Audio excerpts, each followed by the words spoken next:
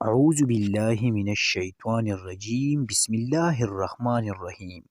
ایک آدمی عشاء کی نماز کے بعد اپنی بیوی کے پاس آیا اور اولاد کو سوتے ہوئی پایا۔ اس نے بیوی سے سوال کیا کہ بچوں نے نماز پڑھی ہے یا نہیں۔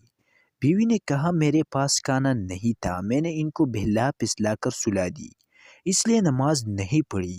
خاوند نے کہا انہیں اٹھاؤ تاکہ وہ نماز پڑھے۔ اس نے کہا اگر میں نے انہیں اٹھا دیا تو وہ بھوک کی وجہ سے روئیں گے۔ خاوند نے کہا کہ مجھے اللہ نے یہ حکم دیا کہ میں ان کو نماز پڑھاؤں، ان کا رزق میرے ذمے نہیں، ان کو اٹھاؤ، رزق اللہ کے ذمے ہے۔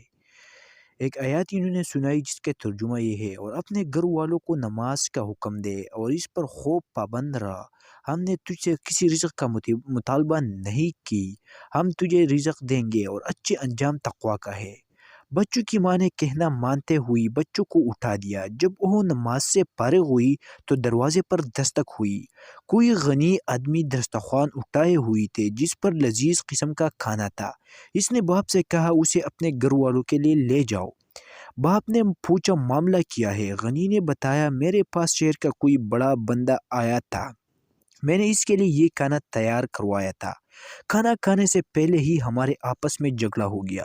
اس نے قسم اٹھا لی کہ وہ کچھ نہیں کھایا اور چلا گیا۔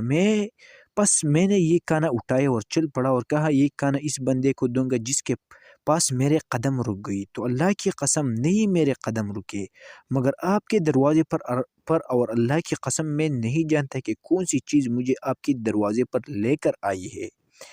باپ نے اس وقت آنکھ اٹھائی اور دعا شروع کر دی، ربی جعلنی مقیم الصلاۃ ومن ذریتی ربنا وتقبل دعا۔